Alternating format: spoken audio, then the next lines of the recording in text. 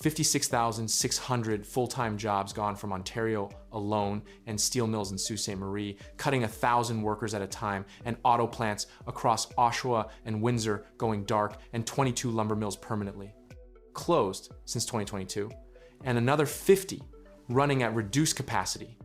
Youth unemployment at 14.6%, the highest since 2010, and Washington created every one of those numbers, and now one man has spent 18 months converting them into something the United States never saw coming. Over 100,000 Canadians lost jobs or had hours cut because of tariffs imposed on America's closest ally and largest trading partner. And that is not a talking point, that is a damages ledger. And Mark Carney has memorized every line of it, not to mourn it, but to deploy it. The scale of destruction across Canadian industry is the foundation of what follows. And auto manufacturing took 25%. Section 232 tariffs on vehicles and parts, and General Motors laid off up to 1,200 workers at Oshawa and Stellantis, shifted Jeep Compass EV production from Brampton to Illinois, placing 3,000 jobs at risk, and retooling plans at the Brampton plant were scrapped entirely in early 2025, leaving workers with no production and no timeline, and auto manufacturing employment dropped 3% year over year with no signs of recovery. Steel absorbed the next blow, and Canadian steel exports to the United States fell 50% in a single year. And Algoma Steel in Sault Ste. Marie, the country's second largest producer, moved toward laying off upward of 1,000 workers, and the CEO of the Canadian Steel Producers Association described thousands of jobs lost, collapsed production, and a severe drop in US shipments and lumber, followed and combined countervailing anti-dumping and new tariff rates on Canadian softwood lumber entering the United States now exceed 40%, and forestry and logging employment fell 4%, and cabinet makers, wood flooring producers, and furniture manufacturers formed the Canada Wood Products Alliance just to seek government protection, hit from both sides, locked out of the American market by tariffs, and flooded domestically by imports from other countries also locked out of the US.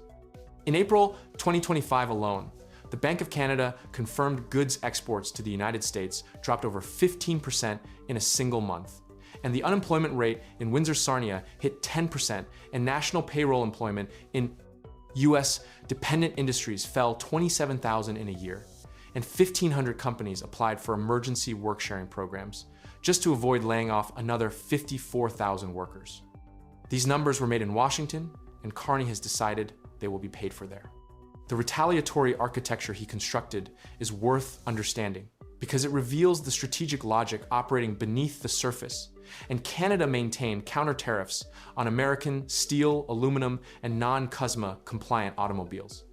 Even after removing 90% of other retaliatory measures in September 2025, and the design principle, keep tariffs on the exact sectors where American producers compete directly with Canadian producers, and remove duties on goods Canada needs and cannot source domestically, punish where it hurts, and spare where it is self-defeating.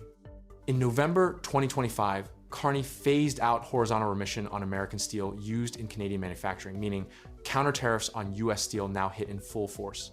And that single move unlocked over $1 billion in new domestic demand for Canadian steel producers, replacing American supply with Canadian supply, and the pain flows directly to American steelmakers and their customers.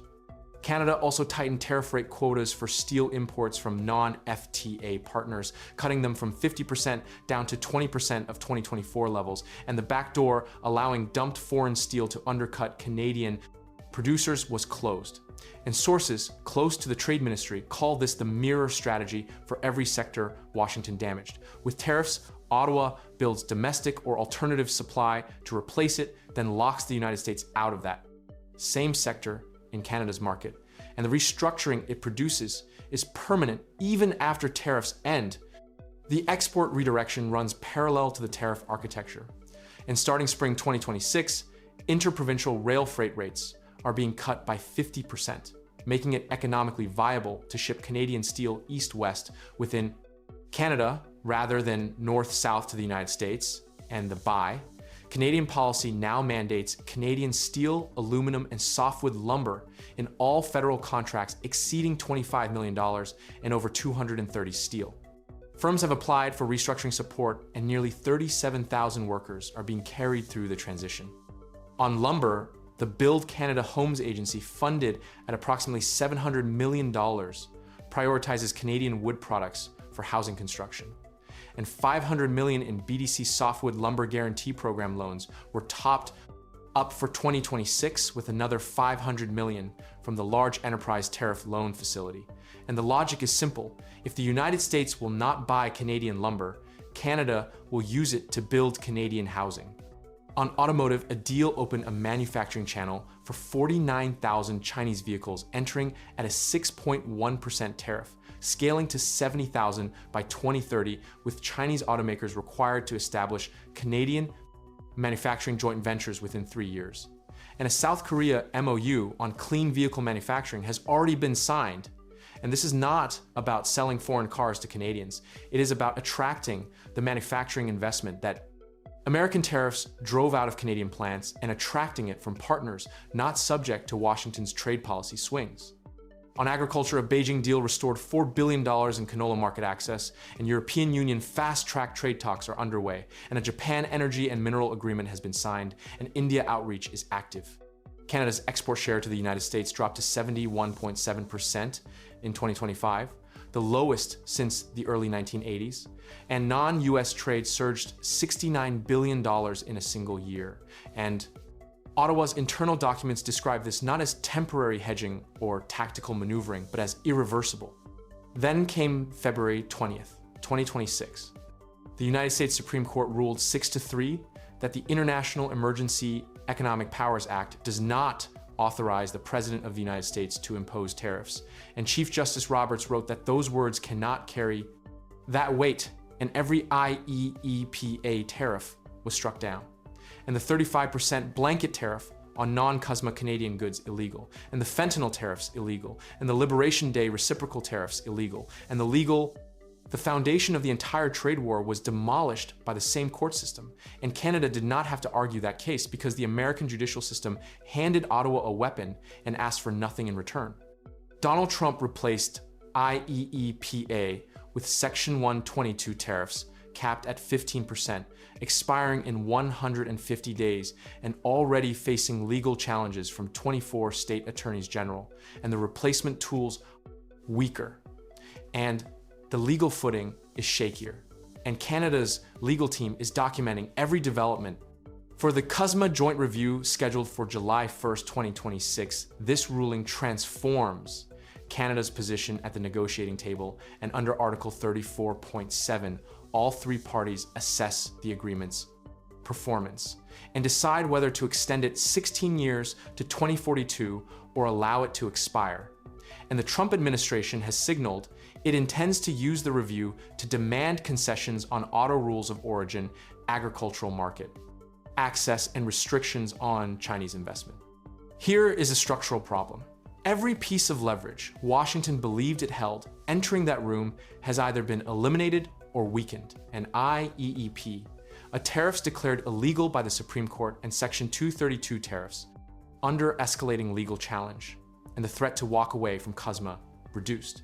Because Canada has spent 18 months building alternative relationships that make the agreement valuable but no longer essential, and a country that redirected $69 billion in trade to non-US markets in a single year is not a country that folds under pressure.